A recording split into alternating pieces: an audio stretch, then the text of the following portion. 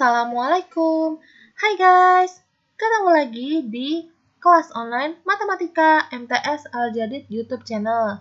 Gimana kabar kalian hari ini? Mudah-mudahan masih semangat untuk mengikuti kelas online ya. Oke, di video kali ini, bab yang dibahas adalah relasi dan fungsi. Sebelum materi dimulai, pastikan kamu sudah menyiapkan buku catatan dan alat tulis. And now, let's go move on to the materi. Kalian masih ingat nggak cara menyajikan himpunan?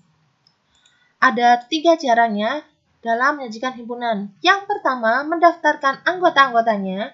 Yang kedua, menyatakan sifat-sifat anggotanya. Yang ketiga, notasi pembentuk himpunan. Yuk, kita ingat lagi. Contoh, nyatakanlah himpunan bilangan bulat genap positif dengan 3 cara tersebut. Yang pertama, mendaftarkan anggotanya.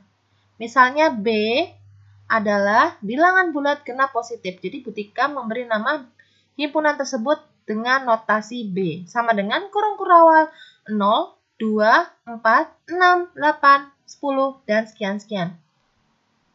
Kok gini Bu anggotanya? Kan bilangan bulat genap positif. Ya, genap.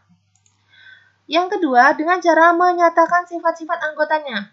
B sama dengan himpunan bilangan bulat genap positif. Jadi dia cukup dengan kalimat saja tanpa kurung-kurawal, tanpa menyebutkan angkanya. Yang terakhir, notasi pembentuk himpunan.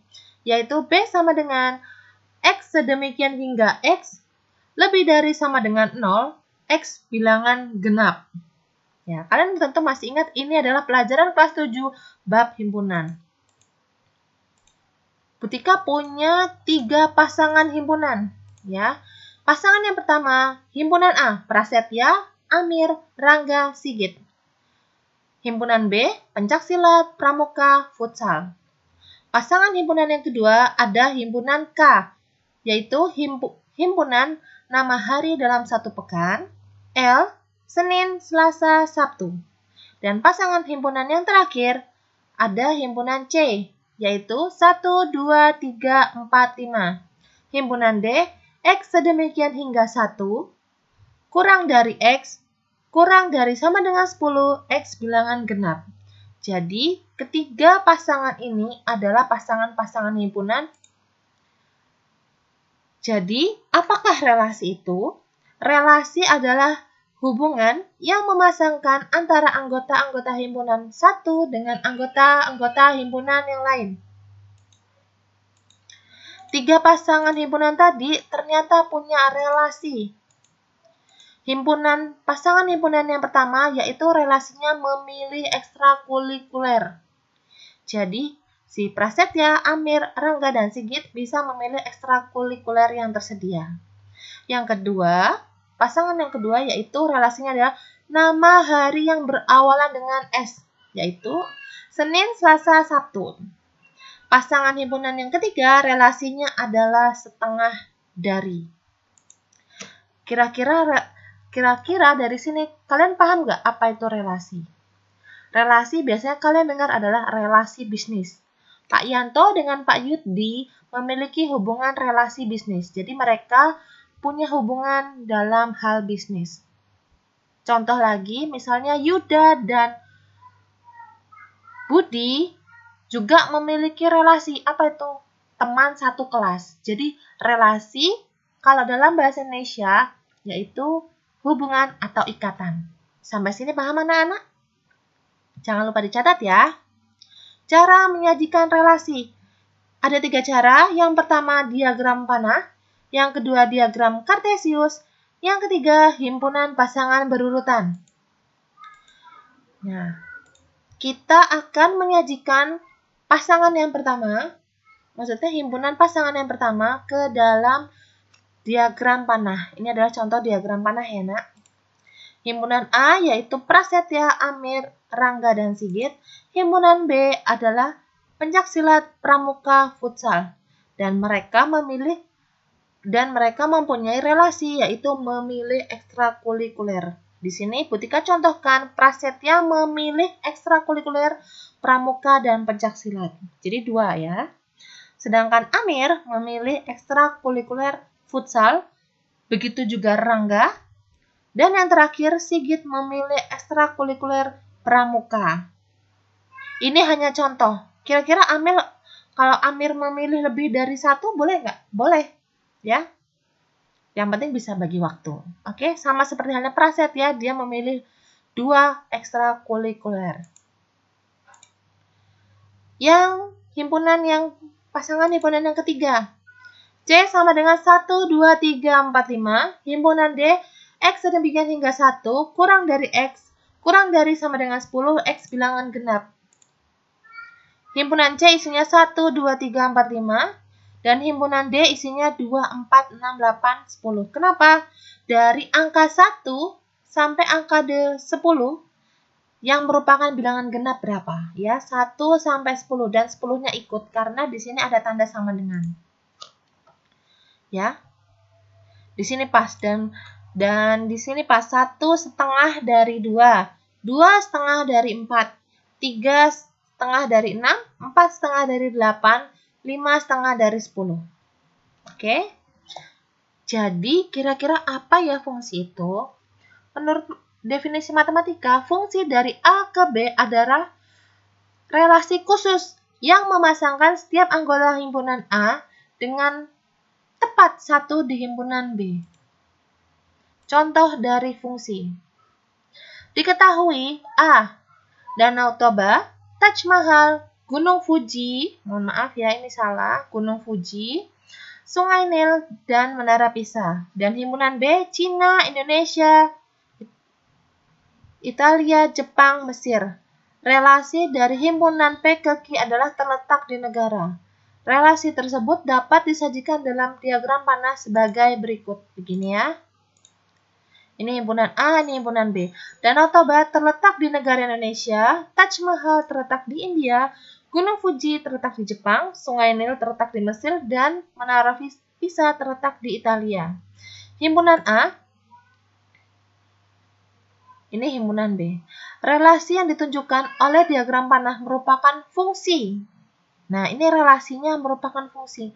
Kenapa demikian? Ayo, kira-kira kenapa ya? Kalau tadi kita melihat definisi dari fungsi adalah dari himpunan A memiliki tepat satu pasangan di himpunan B. Tepat satu pasangan ya. Kira-kira mereka punya semua ya pasangan. Danau Toba punya pasangan Indonesia. Taj Mahal punya India. Gunung Fuji, Jepang. Sungai Nil, Mesir. Menara Pisa, Italia. Jadi himpunan A tepat memiliki satu pasangan di himpunan B. Bu, himpunan B ada yang nggak punya pasangan, yaitu si Cina. Nggak apa-apa, ya. Dan himpunan A disebut dengan domain atau daerah asal.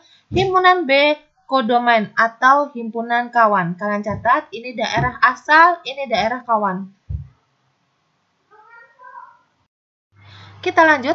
Berdasarkan diagram panah di atas, diperoleh informasi Danau Toba, Taj Mahal, Gunung Fuji, Sungai Nil, Menara Pisa merupakan daerah asal atau domain. Cina, India, Indonesia, Italia, Mesir merupakan daerah kawan atau kodomain. Sedangkan India, Indonesia, Italia, Jepang, Mesir merupakan daerah hasil atau ring.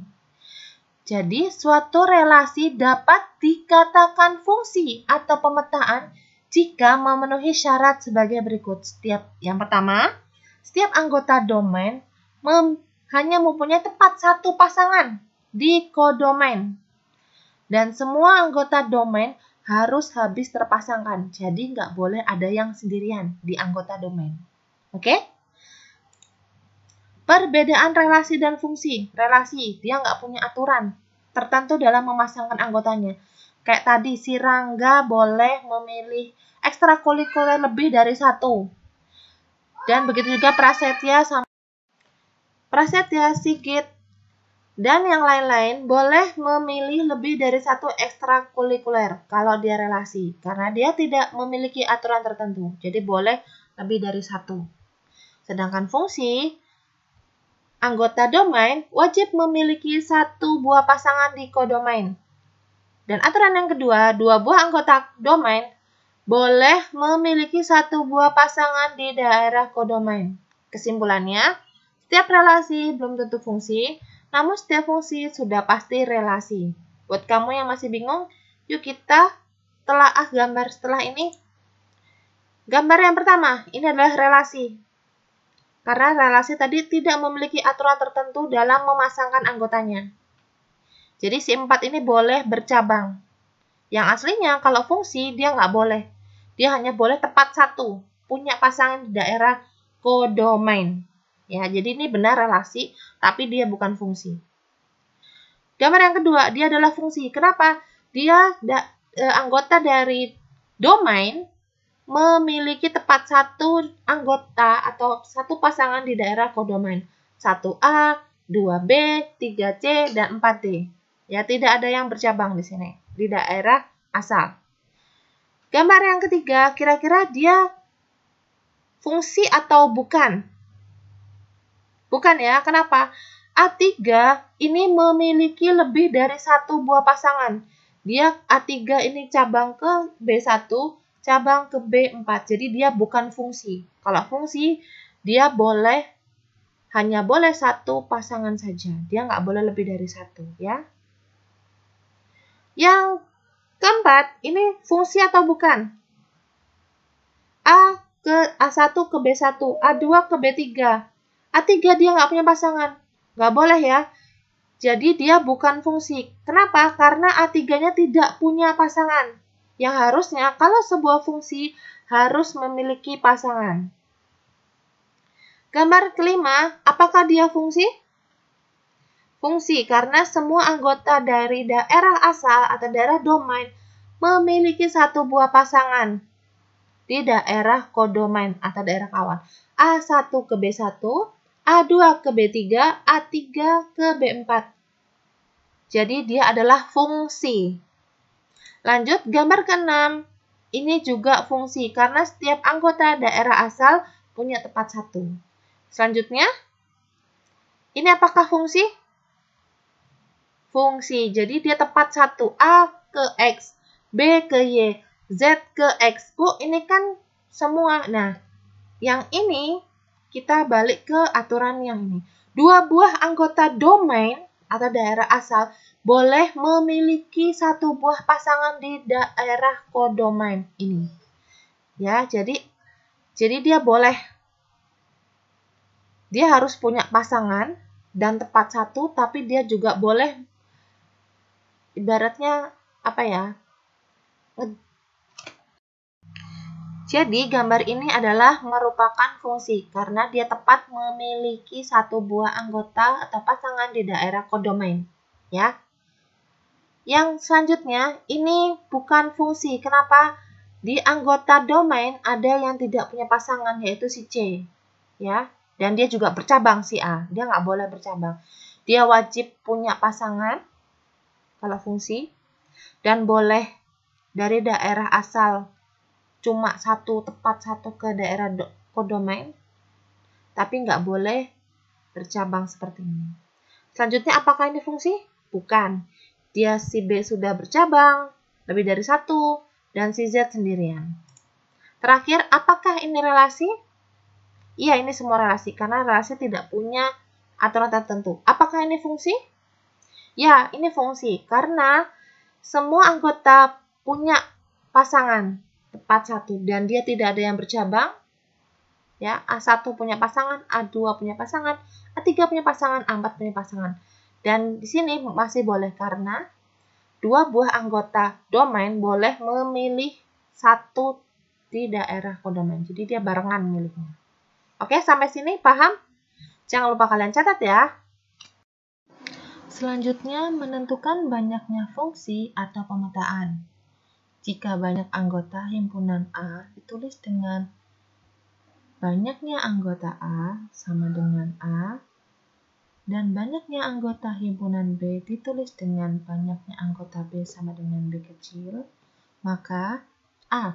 Banyak pemetaan yang mungkin terjadi dari A ke B sama dengan, ini dibacanya banyaknya pemetaan A ke B. sama dengan B pangkat A. Dan banyaknya pemetaan yang mungkin dari B ke A sama dengan A pangkat D. Jadi untuk kalian ingat, ini tanda panah di antara abjad ini bacanya adalah banyaknya pemetaan dari B ke A. Oke? Contoh 1. Diketahui himpunan C yang beranggotakan A, I, U dan himpunan D yang beranggotakan P, Q, R, S, T. Tentukan banyaknya pemetaan yang terjadi jika himpunan C ke D dan pemetaan yang terjadi dari himpunan D ke C. Jadi dari dua arah ya, dari C ke D dan dari D ke C. Diketahui himpunan C sama dengan A, I, U, E, O, maka banyaknya anggota himpunan C sama dengan 3. D yang beranggotakan P, Q, R, S, T, maka banyaknya anggota D 5. Yang ditanya, yang pertama, banyaknya pemetaan dari himpunan C ke D. Yang kedua, banyaknya pemetaan dari himpunan D ke C. Kita jawab, yaitu banyaknya himpunan C ke D sama dengan banyaknya anggota D pangkat banyaknya anggota C, yaitu 5 pangkat 3 sama dengan 125. B, banyaknya anggota D, banyaknya pemetaan himpunan D ke C sama dengan banyaknya anggota C pangkat banyaknya anggota D sama dengan 3 pangkat 5. Hasilnya adalah 243. Sampai sini paham anak-anak? Kalau kamu kurang paham, boleh ditulis di kolom komentar ya. Lanjut. Selanjutnya adalah korespondensi 1-1. Korespondensi 1-1 adalah fungsi yang memetakan anggota himpunan A dan himpunan B sedemikian sehingga setiap anggota A berpasangan tepat satu dengan anggota B, dan setiap anggota B berpasangan dengan tepat satu anggota A. Dalam hal ini, banyaknya anggota himpunan A dan B harus sama. Ini dibacanya banyaknya anggota A sama dengan banyaknya anggota B. Contoh, himpunan siswa dalam suatu kelas berkorespondensi 1-1 dengan kursi yang terdapat dalam kelas tersebut. Setiap siswa mempunyai tempat duduk masing-masing. Sebaliknya, setiap kursi ditempati oleh seorang siswa. Jadi nggak mungkin ya kalau ada satu kursi ditempati oleh 2 orang siswa. Kasihan. Jika banyaknya anggota A sama dengan banyaknya anggota B, banyak korespondensi 1-1 yang mungkin terjadi dari himpunan A ke B adalah N dalam kurung N kurang 1 buka kurung N kurang 2 dikali dikali 3, 2, 1. Maksudnya gimana? Yuk kita cek contoh soal berikut ini. Contohnya, diketahui himpunan A 1, 2, 3 dan himpunan B A, B, C. Banyaknya korespondensi 1-1 yang mungkin dari A ke B. Dan ini jawabannya. Jadi ini kalau digambarkan korespondensi 1-1. Ya. Harus tepat 1. Nggak boleh double. Ada 6 diagram panah yang menunjukkan korespondensi 1-1 yang mungkin terjadi dari A ke B. Banyaknya anggota A 3 dan banyaknya anggota B 3. Maka banyaknya anggota A sama dengan banyaknya anggota B. Sama-sama 3 ya. Jadi banyaknya korespondensi 1-1 yang mungkin terjadi adalah 3 dikali 2 dikali 1 sama dengan 6. Jadi misalnya kalau ada contoh lagi banyaknya anggota kedua himpunan adalah 4, maka menghitung korespondensi 1-1, 4 dikali 3 dikali 2 dikali 1 sama dengan 24. Oke? Oke, sampai sini dulu videonya. Mudah-mudahan kalian paham dengan apa yang Butika sampaikan di video kali ini. Jika kamu yang masih belum paham, boleh mengulang audio dan videonya, dan jika masih belum paham, jangan lupa ketik apa yang kalian belum paham di kolom komentar. Terbuka dan insya Allah akan Butika jawab. Oke, sekian dulu videonya. Bye-bye. Assalamualaikum.